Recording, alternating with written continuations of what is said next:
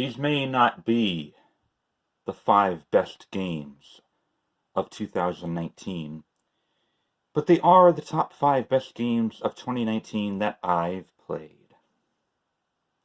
So, excuse me for not having a Nintendo Switch. My free-to-play honorable mention of the year can go to none other than Apex Legends. This is a very solid free-to-play shooter by Respawn Entertainment that came out of nowhere and blew a lot of people such as myself out of the water. This was highly acclaimed for introducing a ping system to the battle royale genre, making it so that we can mark loot we don't want for our teammates without needing to talk over a mic. The game itself did get a fair share of slack over time at the new seasons not giving enough variety, but during the first couple of months, this was one of the most played games in the world for a reason. It was the PUBG killer, the Fortnite killer, the Blackout killer. It's the greatest battle royale game ever made. Number 5. Sekiro Shadows Die Twice. It took me a while to get into this, and that's mainly because, like many Dark Souls veteran players, I went into it with this mindset that I was going to conquer it with my experience from those previous games. That just can't apply here.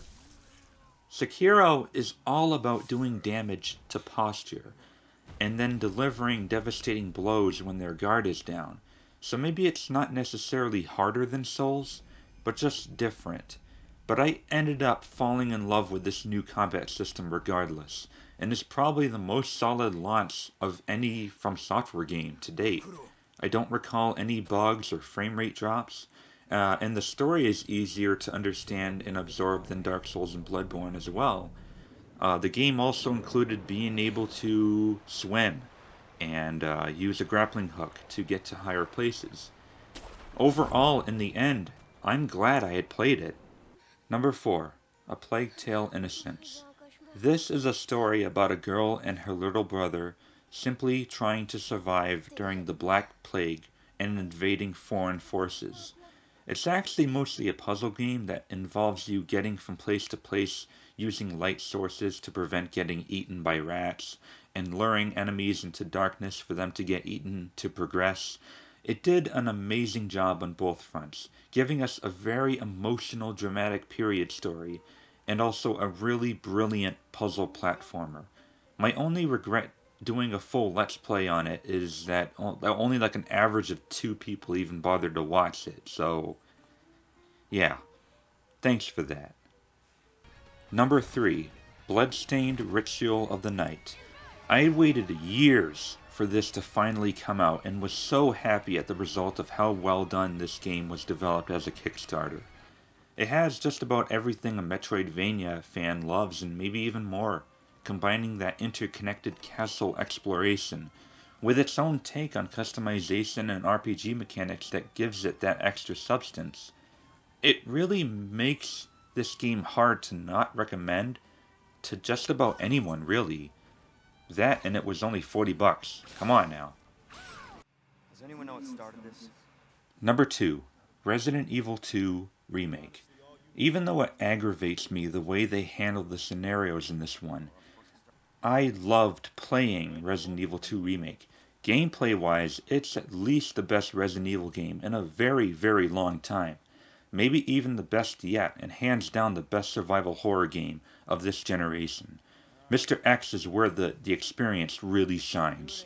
Hearing his footsteps nearby as he's trying to find you is fucking terrifying. They did an amazing job there.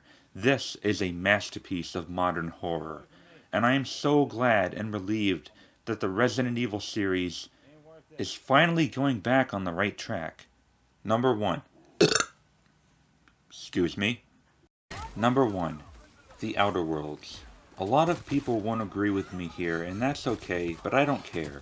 Because what can I say? Fallout and Mass Effect are 2 of my favorite RPG franchises of all time. And this is like a dark, witty, silly combination of both. I mean, it's not even that buggy. It's overall well made, and the writing is fantastic, and it offers so much distinct replayability that it's pretty insane.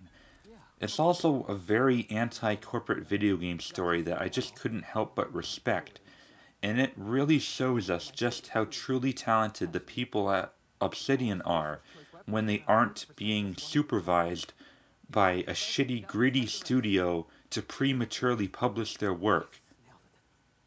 What? This is probably the most proper, appropriate top 5 best games I've ever done in a year, because all these games are really solid, really well made, really well crafted, and they all have one thing in common too. They're all single player games. What does that tell you? So, yeah, let me know what you guys think. Do you have your own top 5 or top 10 best games of the year? And yeah, I look forward to reading them. And well, until next time, thank you for watching. And I hope you guys have a happy New Year's and an even happier new decade. The Gamer Gods! Bam!